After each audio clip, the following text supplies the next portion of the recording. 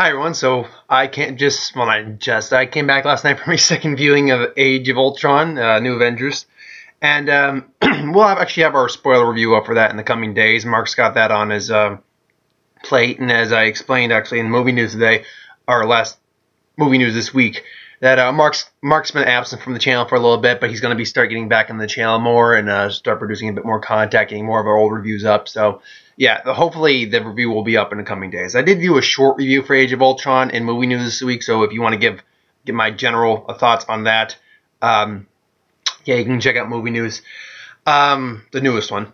But now that I've seen it twice, and actually have a bit more of a comprehension of the film, my likes and dislikes and all that, the question now really comes to mind. Was it better than the first Avengers? And that's what this video is. This video is, was Age of Ultron better than the first Avenger movie? Now, obviously, this is all my opinion. Some people didn't even like Age of Ultron and stuff like that. Some people didn't like the first Avengers. So, your opinion's fine. I'm just giving you my opinion on whether I thought it was better or not. And I know I know no matter what, because it's YouTube, someone's going to hate me for it regardless. So, yeah, so let's just get down to it. Did I think Age of Ultron was better than the first Avengers? Yes. I'm going to go out and say that Age of Ultron was better than the first Avengers for many different reasons. Now, first off, some of the ways I think Avengers is better than Age of Ultron, let's get that out of the way right now, is that Age of Ultron lost a little of the magic of the first Avengers. The magic of the first Avengers, the real brilliance of the first Avengers, was the fact that this had never been done before. A shared universe where we brought all these characters from separate movies together coherently, cohesively, and it worked, and we enjoyed it. That had never been done before. Joss Whedon knocked it out of the park with that. The movie made $1.5 billion. So, yeah, that was a success. That's something that the newest Avengers kind of lost a little bit. Because we had seen these characters before. We had seen them in the same movie together. We had seen them in the same universe. We had seen them interact. So it was not the same wow factor as it was the first one, but it was still brilliant the way it was done. It was just they had to do something different with it now. Also, there was not as many moments. There was not as many just kick-ass moments, and I wouldn't even say kick-ass moments. There wasn't as many fan service moments, I guess would be the best way to put it. Because in the first Avengers, I've said this a few times in different videos, that I can remember at least 3 to 4 key moments where the audience literally just either laughed out loud and clapped or just clapped. You know, Iron Man touchdown was shoot to throw plane. Everyone just clapped at that. The first time Hulk and Thor duked out, my friend, I could hear a bunch of people in the crowd going, ooh. And then, of course, the scene where Hulk literally just smashes the Leviathan. People cheered. That first moment when the Avengers are in a circle together, people cheered. Then, of course, Loki getting the crap kicked out of him by the Hulk. People laughed their ass off. There was not as many of those moments in Age of Ultron. Now, granted, the movie as itself is kick-ass. Obviously, I'm saying it's better than the first one. So it's kick-ass. There are many moments where you're just enthralled and just loving it. But there wasn't as many moments where the audience just went like, yeah!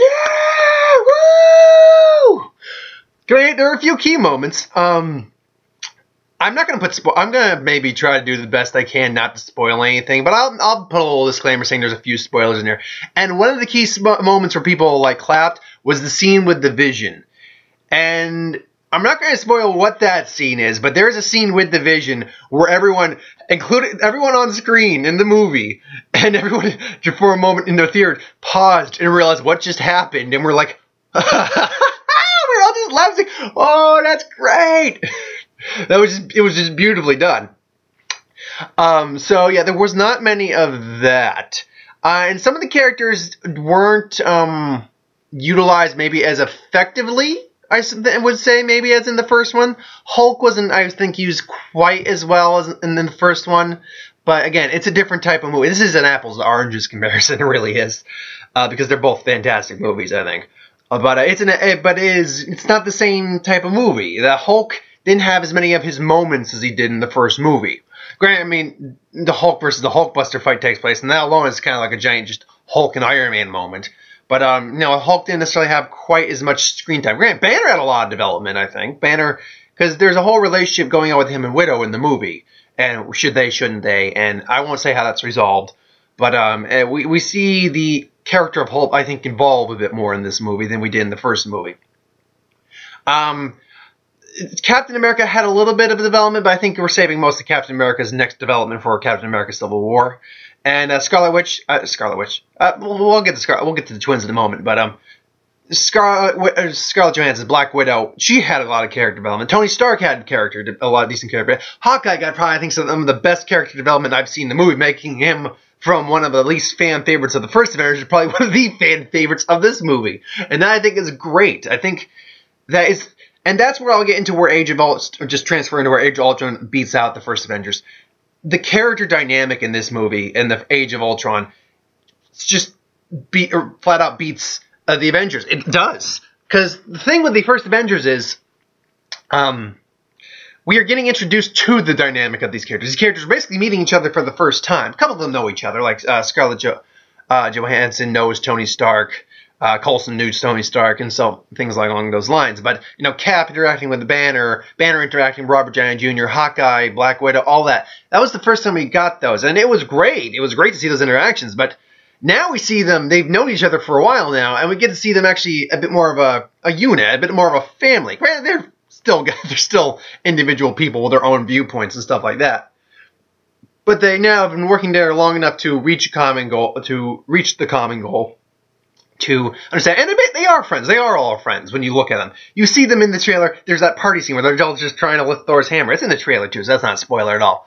But they're trying to lift Thor's hammer. And, that's them just kind of relaxing and chilling and having some fun. And, we didn't see that in the first one. And just seeing a new dynamic together, their new kind of relationship with each other, I think that just right alone is better than what they did in the first Avengers. And again, I'll probably keep doing this, but all props to the first Avengers. The dynamic was fun as hell. But it was done better in the first one, or second one. The action beats in this movie are just, they're better. They're just flat out better. They are more intense. They are more balls to the wall, really. There's more, I think there's even, I would honestly say there's more peril in this story than, and I'll get touched on the story in just a bit, but there's more peril going on in these action sequences. The opening scene is them attacking a Hydra base, attacking Varen von Strucker in I can't remember the place that they were actually in, but it was like kind of Russia, a little bit in that area. The twins have a Russian accent, so it was something like that. So I believe the action piece, the Hulk versus Hulk fight was fantastic. The climax of this movie, which I would say I think is the first Avengers has a little bit over. And just in terms of the final fight between Ultron and his drones, again, seen in the trailer, is that as well, all that was spectacular. The choreography is great. The slow-mo shot is great. The slow-mo emotion shots is just beautiful to watch. You do feel like you've seen a little bit of it before in the first Avengers. And that, again, it's still awesome. It's still great to watch. And I'm loving watching this. But it does feel a little bit like the first one a little bit. But, again, you got the key, I think, in making something better is knowing what to keep and what to add. That's the I think the trick for these actors have to play the same character over and over in movies is what do you keep the same for this character from the previous movies as opposed to what is new about this character that'll keep audiences guessing and it's like, oh, this is new for this. And I think they really did capture a lot of that in this new Avengers. They added. That was the thing. They added to this movie. They added to this group of characters. And I think that's what played well to this movie's strength. The story, it's also, I think, there was a more impending sense of doom, I think, actually in this one, as opposed to Avengers, the first one. And the reason I say that is because in the New York City fight, yeah, it could have gone global, yeah, everything like that, but it was always concentrated first off to New York, even though it could always escape, but the Avengers were they were holding the ground. Even though they were being pushed back, they were holding the ground. And I never felt at once like the world was truly at threat. I'm like, yeah, they could get out and they could, attack the whole world, but they were confined to New York. They were basically struggling to just get out of New York. And this, Ultron is he's going to create a mass extinction effect. That's as far as I'll go. I'm not going to say how he's doing it, but he's going to create a mass extinction effect. And you feel like, holy crap, Yeah, this is different. He can literally, could in fact wipe out most of the planet. If population-wise, he's not going to like destroy the planet, but he's going to like wipe out the world, essentially, life on Earth, essentially, or most of it anyway. Mass extinction doesn't usually doesn't kill all life. It just kills out like 99% of life. And you're like, yeah, this feels a bit more fucking dire, because Ultron is a character who is really hard to kill. He's extremely hard to kill because he can just, move to a different robotic body and survive and just, come back again. They have to kill every last robotic minion there is. So right there, Ultron is a far more difficult villain to combat than Loki. His plan is literally far more cataclysmic because Loki just wanted to rule the planet. They weren't even going to destroy the planet in Avengers. That's another point entirely. He was going to rule the planet in Avengers. That's what he was going to do, which, in hindsight wouldn't have mattered anything, assuming, Thanos eventually gets the Infinity Gauntlet and, wipes out half the life in the universe, which is what the Infinity Gauntlet storyline does. I don't know how they're going to proceed with that exactly. And that's another thing. This movie is a lot of setup, and a lot of the setup is, again, I said I put some minor spoilers. A lot of setup that is leading to Infinity Wars in 2018 and 2019. So we're leading basically to the third and fourth Avengers movie through a lot of setup in this. But a couple more setups. There's some good nods like Black Panther. There's some good nods to Civil War going on in there. I think Ant-Man's going to lead more into Civil War than this movie did. This movie was leading really more to the Infinity Gauntlet storyline. So, right there, I like the setup in this movie, because the first movie was not about setup. The first movie was introducing these characters together as a team and fighting a threat, and then there's a little nod at the end with Thanos. And this, there's a lot more setup, because we've seen these characters together already. We need to build more upon this world and where these characters are going to be going in the future.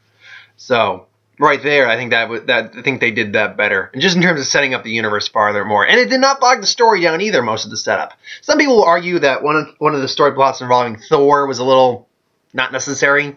I'll argue that I think it worked for the film because it really does hint more towards the Infinity Stones and things like that. Two of the more things to touch on. I think the introduction of characters was handled... can I say it was handled better? Because, the introduction of Hawkeye. We meet Hawkeye briefly in Thor. We really introduced him in Avengers. We meet our new Hulk and Mark Ruffalo Hulk in the Avengers. So there's that as well.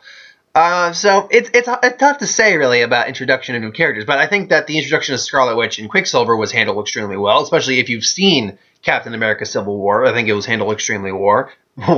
It was handled extremely war. No, it was handled extremely well. Especially since we were hinted at them at the end of... And that's been out for 2 years now. Oh, no. It's been out for over a year now. So, Captain America Civil War. Spoilers there. Yeah, they were in a post-credit scene for that. So, or an after-credit scene, anyway. And the Vision. Now, obviously, it's not a spoiler. The Vision's in there. They've shown the Vision's in there. The way the Vision is handled, it was extremely well done. I think the way they introduced the Vision, I don't think that was rushed. They were hinting at it the whole time throughout the movie that the Vision was kind of coming and how he was going to maybe be brought to life. And there was a few different things revolving around the Vision. He has a great moment. It's like, I need the Ultron Noah Jarvis. Because they... A little bit on spoiler, Jarvis is involved in the creation of Vision. That's all. I'll go on that.